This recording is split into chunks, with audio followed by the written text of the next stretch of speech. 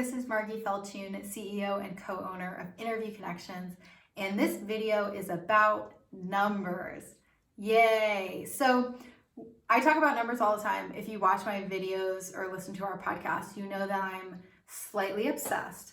And I know that not everyone is obsessed with numbers, and that's okay. Part of what I want people to understand, and this is why I talk about this all the time, is you don't have to be a financial professional or an accountant or someone who identifies as being good at math to know your numbers in your business and to have control and to be empowered with your business numbers. I'm talking simple math. Anybody can do it. You can totally do it. So there's a lot of places in business where I think people avoid doing the math because they're not sure how to approach it, and then they sort of blindly go into things. So one example of this, and a particularly dangerous example, is the org chart.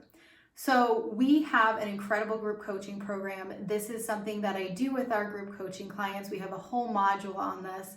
But it's so important to make your org chart, not just the org chart for your current business, which I recommend having on a whiteboard. I have it right there so that I can be updating the current org chart all the time.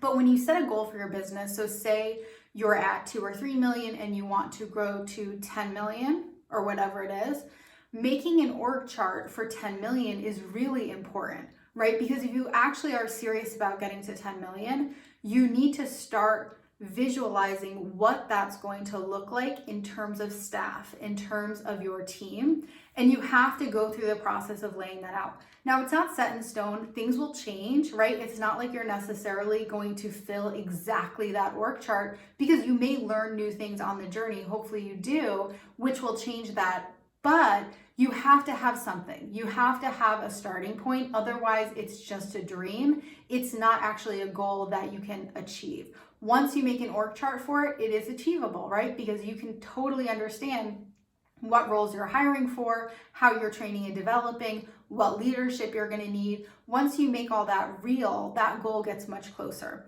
So I definitely recommend people make an org chart for their next big goal. So for us, that's 10 million. And then I also recommend you make an intermediary org chart. So for us, we made a $10 million org chart, and then I also made a $5 million org chart because it is so important to know what that in-between step looks like so that you don't hire the wrong people in the wrong order. This can be a total disaster, right? Because when I make a $10 million org chart, there's a lot of leaders on that org chart. But I can't bring up all those leaders before it's actually time, or I'm going to have an incredibly high payroll because all those leaders are expensive. So you need to start thinking through, when do I actually need those high-level leaders? How am I bringing them up? How many direct reports are they going to have? And by making an intermediary org chart, you can start to figure that out. So I recommend you make an org chart for your current organization if you don't have one already that's on a whiteboard so that you can keep updating it as things change. One for your next big goal. So maybe for you that's 10 million, maybe it's 50, maybe it's 100. Make an org chart for that. And then what's in between? If you want to go from 1 million to 100 million, do it. You probably want to make multiple in-between org charts though, so that you have a path that is charted so that you understand the moves that you're making and when, even loosely, you want to hire who and why and when and all that good stuff. Org charts are just part of this though.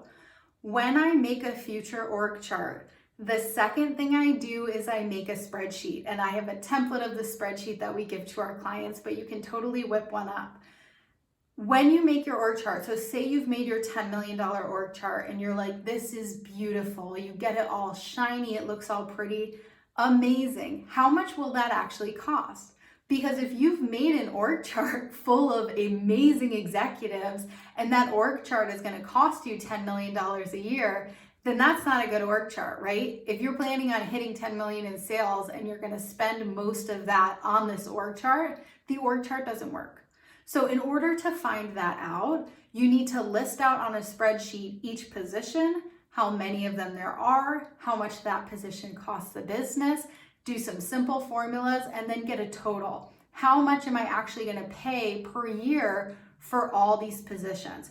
Then I usually multiply it by 1.5 to get an idea of like taxes and all that types of stuff, benefits. And then also if you offer commission. So figure out what is the absolute most commission you would ever end up paying out. Be conservative with that, really go big. So if every possible thing that could happen did happen that led to a commission, how much would you pay? So you want to look at the most you would possibly pay out.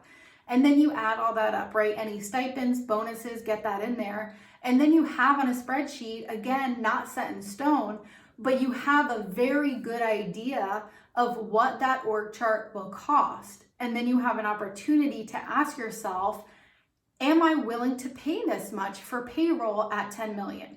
Maybe the answer is yes, but it's important to ask that question. Maybe the answer is this org chart is way too expensive. That's what happened to me. And I was so glad that I made that mistake hypothetically with a spreadsheet and a whiteboard and didn't start hiring into that org chart and then realize that it wasn't sustainable, right? Because how hard is that to have to let people go or to have to change positions that you've already promised, or to get to the point where you're sinking your business with poor planning? So look at the money behind your org chart. Ask yourself, is this sustainable? If the answer is no, what changes can you make? Are there super senior, high-paid leaders that you don't actually need? If someone has 2 direct reports, do they really need to be a director, right? Like stuff like that. How can you make little changes, little tweaks to lean things out, to really be honest with yourself about what's going to be sustainable so that you are hiring into these org charts in a way where you know what to expect, you're ready for it, and you're actually turning your dream into a concrete reality that you can afford to pay for.